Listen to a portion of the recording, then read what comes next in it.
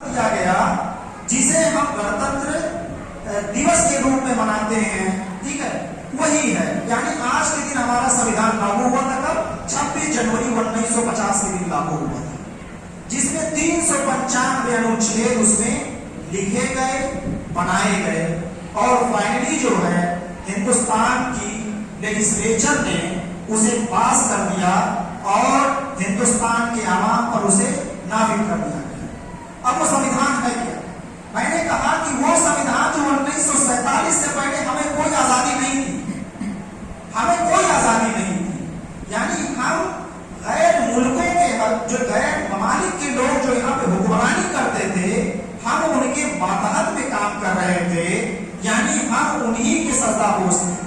लेकिन आईन आने के बाद हमें एक आजादी मिली और एक ड्राफ्ट तैयार किया गया कि वो हम आजादी दे रहे हैं जो नेचुरल फ्रीडम है, यानी जो इंसान पैदा होता है और उसकी जो बुनियादी हुकूक है, हम वो आजादी तुम्हें कॉन्स्टिट्यूशन के हिसाब से हम दे रहे हैं। जैसे right to freedom, right to speech and expression, आपकी बोलने की आजादी, राइट टू असेंबल, यानी हम कहीं भी इकट्ठा होकर के एक एहतजाज जाहिर कर सकें कि हमें ये जरूरत है। जैसे हम लोग एहतजाज करते हैं, प्रोटेस्ट करते हैं, वो आजादी हमें कहां से मिली? कॉन्स्टिट्यूशन ने दिया। फिर कहा गया right to freedom, right to religion, धर्म की आजादी कहां से मिली? जो अनुच्छेद 26 हमें कहता है, आर्टिकल 26 कहता है कि जितने भी मजहब के लोग हैं हिंदुस्तान में रहते हैं, उनको ये आजादी है कि आप अपने रिलीजन के अकॉर्डिंग, आप अपने मजहब के अकॉर्डिंग, आप अपने मजहब को फॉलो करें, उसको प्रोपगेट करें। अगर ये मस्जिद बनाई गई है, अगर हम यहाँ बोल रहे हैं, तो वो एक आर्टिकल के दायरे में है जो हमें हिंदुस्तान के आईन ने, हमें हिंदुस्तान के संविधान ने हमें फराहम किया है, हमें दिया। मैं बोल रहा हूं, यही हमारा फंडामेंटल राइट है, ये हमें कॉन्स्टिट्यूशन ने दिया। अगर ये मस्जिद अगर बनी है तो उसी अनुच्छेद के तहत हमें इसको प्रोटेक्ट किया जा रहा है। हम अपने मजहब को लेकर के आवाम के बीच में तकरीर कर रहे हैं, अपने रिलीजन को हम बढ़ावा दे रहे हैं, तो उसी कॉन्स्टिट्यूशन की देन है, उसी आईन की देन है, उसी हिंदुस्तान की संविधान की देन है। एक बहुत ही लीडिंग केस है Kesavananda Bharati versus union of India. SR Bommai का केस है। ऑनरेबल सुप्रीम कोर्ट ने उसमें कहा कि जो आवाम की जो बुनियादी हुकूक है, उसे लेजिस्लेचर कभी खत्म नहीं कर सकता।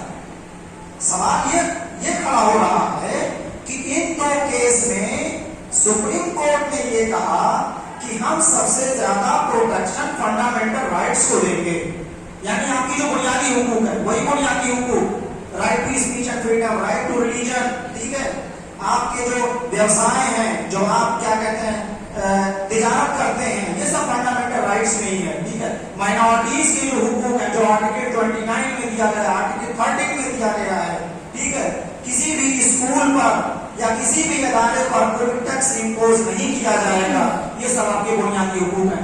ऑनरेबल सुप्रीम कोर्ट ने कहा कि जो फंडामेंटल राइट्स है, जो आपके बुनियादी हुकूक हैं, उसे हिंदुस्तान की पार्लियामेंट कभी कर्टेल नहीं कर सकती, यानी उसे कभी खत्म नहीं कर सकती।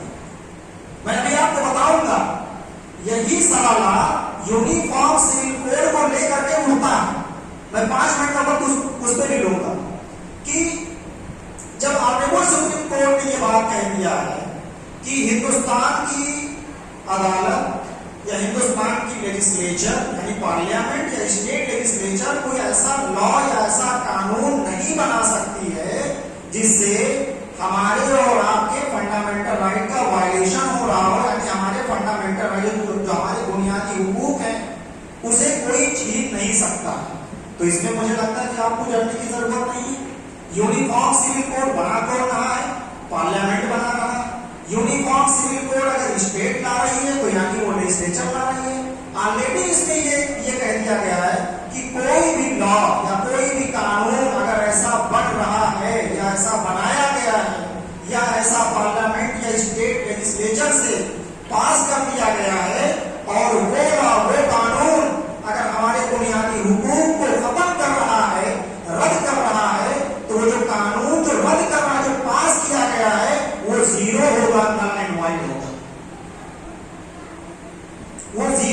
होगा और नल और वाइड होगा, यानी उसका अस्तित्व जो है वो जीरो होगा, उसकी कोई मायने नहीं, उसकी कोई मायने नहीं।